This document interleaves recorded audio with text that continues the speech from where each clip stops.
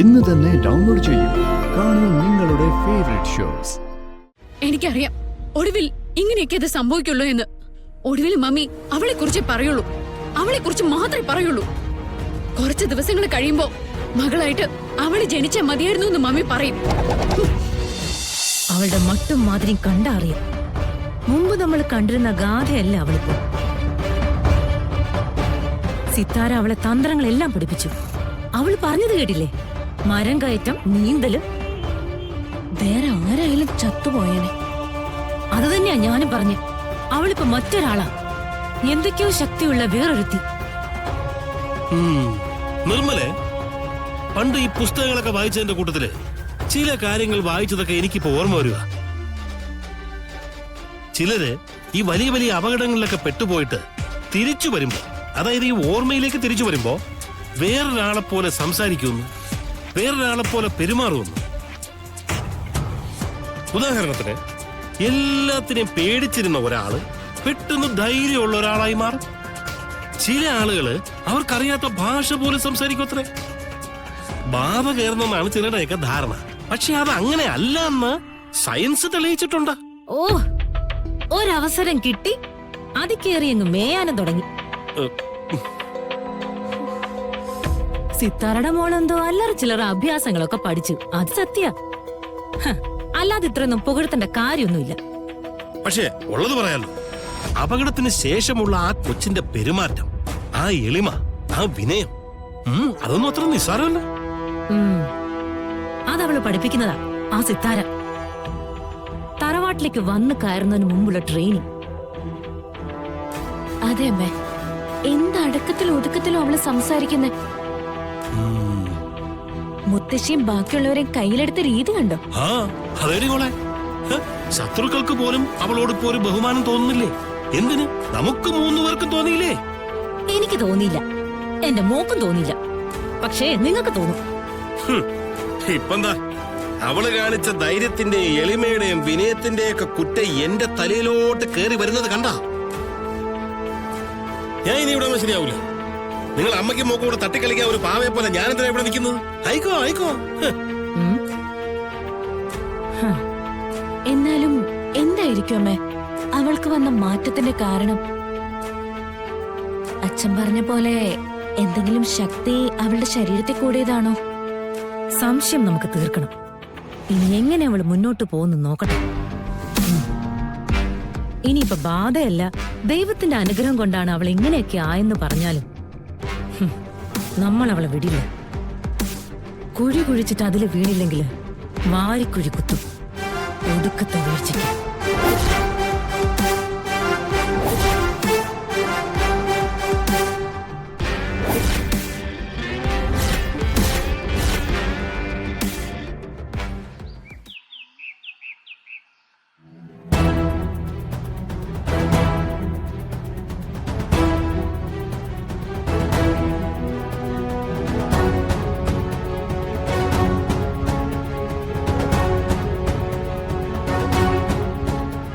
അവിടെ കുഴപ്പമൊന്നും ഉണ്ടായിരുന്നില്ലല്ലോ മാം?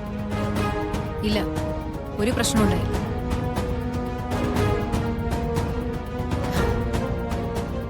മമ്മി, ആ, മമ്മി വന്നിട്ട് എന്നെന്താ വിളിക്കാതിരുന്നേ? എവിടെയവള്? അവൾ അപ്പുറത്തെ വല്ലതും കാണും. അവളെന്തേലും കുഴപ്പമുണ്ടാക്കിയോ? ഇല്ല മോളെ, മോള് പറഞ്ഞതൊക്കെ അവൾ അക്ഷരം പ്രതി അനുസരിച്ചു. ആ കുട്ടി നവീന്റെ അടുത്തേക്ക് പോയതേ ഇല്ല, എന്റെ കൂടെ തന്നെ ഉണ്ടായിരുന്നു. അവള് അവളുടെ കൾച്ചർ കാണിച്ചോ? No, she did well. ആ, അവിടെ ഇന്നൊരു സംഭവം ഉണ്ടായി. എന്താ മാം? ആ നിർമ്മലയുടെ മകളുണ്ടല്ലോ, കീർത്തി, അവൾ ഇന്നൊരു ക്രൂരത കാണിച്ചു. ഗാഥമോളാണെന്ന് കരുതിയ അവൾ അങ്ങനെ ചെയ്തത്. പക്ഷെ സംഭവിച്ചത് വേറൊന്നും.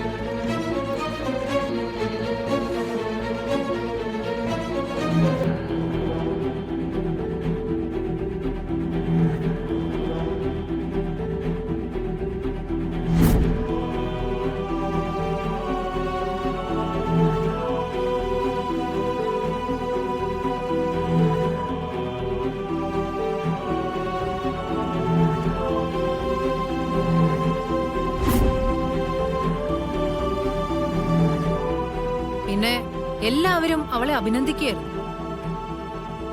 അവളെ നമ്മൾ കരുതുന്ന പോലൊരു സാധാരണ പെൺകുട്ടിയല്ല.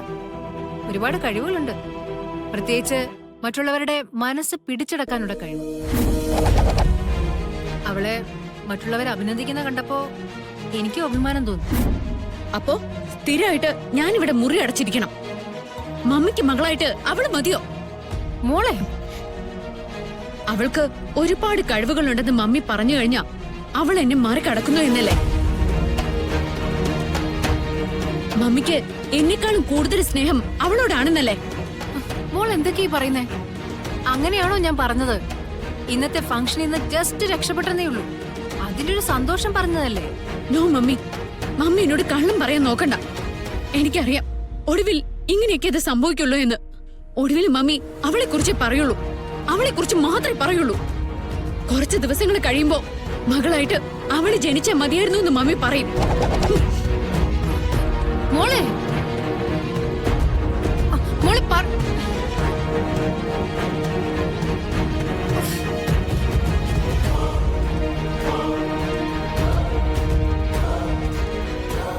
ഞാനത് പറയണ്ടായിരുന്നു. സാരമില്ല മാം, നല്ല കാര്യങ്ങൾ ആര് ചെയ്താലും പറയണമല്ലോ. പക്ഷെ ഗാതമോളെ ഞാൻ ഇനി എന്ത് പറഞ്ഞ് സമാധാനിപ്പിക്കും? ഞാനൊന്ന് ചെല്ലട്ടെ.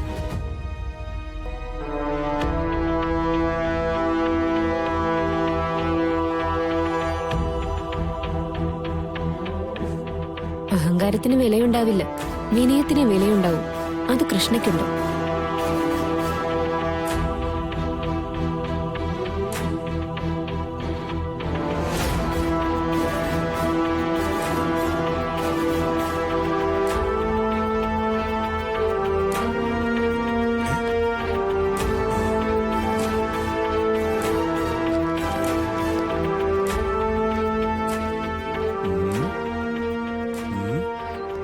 ഇതെന്തു പറ്റി സാറേ ഇവിടെ വന്നിരിക്കുന്നത്? മാണിക്കുഞ്ഞ്, ആ താനിന്ന് ഗാഥയെ ശ്രദ്ധിച്ചിരുന്നു? പിന്നെ ഗാഥാമാട ഒന്നുകൂടെ സുന്ദരിയായിട്ടുണ്ട് അല്ലേ സാറേ? ഗാഥയ്ക്ക് എന്നോടുള്ള പെരുമാറ്റം ശ്രദ്ധിച്ചിരുന്നു? എന്തു പറ്റി സാറേ? ഗാഥ ഇന്ന് എൻ്റെ അടുത്ത് ഒട്ടും അടുപ്പം കാണിച്ചില്ല. നേരെ ഒന്ന് നോക്കിയത് പോലുമില്ല. യാത്ര പറഞ്ഞിറങ്ങുമ്പോൾ പോലും ഒരു ഒഴിഞ്ഞുമാറ്റം പോലെ. അതിനൊക്കെ പറ്റിയ അവസ്ഥയായിരുന്നോ സാറേ ഇവിടെ ഉണ്ടായിരുന്നത്? ആ അമ്മായി മോളും കൂടെ എല്ലാം കുളവാക്കിയില്ലേ? അതിനിടയ്ക്ക് ഒരാൾ എങ്ങനെയാ ചിരിക്കുന്നേ, എങ്ങനെയാ മുഖത്ത് നോക്കുന്നേ? പക്ഷേ എനിക്കത് വിഷമായോ. മുൻപ് ഗാഥയെ കാണുമ്പോൾ തമ്മിൽ കാണുന്നു, കുറച്ച് കഴിയുമ്പോൾ പിരിയുന്നു എന്നല്ലാതെ മറ്റൊന്നും എനിക്ക് തോന്നാറില്ല. പക്ഷെ ഇപ്പോൾ ഗാഥ എപ്പോഴും അടുത്തുണ്ടാവണമെന്ന് എനിക്ക് തോന്നുന്നു. അടുത്ത് കണ്ട ഒരിക്കലും യാത്ര ചോദിക്കരുതെന്ന് തോന്നുന്നു. ഗാഥ വല്ലാതെ മാറി. കൃഷ്ണ